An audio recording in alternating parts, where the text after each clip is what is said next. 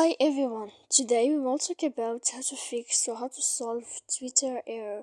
To know how to fix or how to solve Twitter error, you should just go to settings like this. You will click. After that, in this page, you will go to apps, default apps, app settings. When you will see this list, you will go down to find the application of Twitter and you will enter. Then in this page, you will go to click for stop. After that, you will enter to storage. When you will see this page, you will click clear cache. Then you will go to click clear data.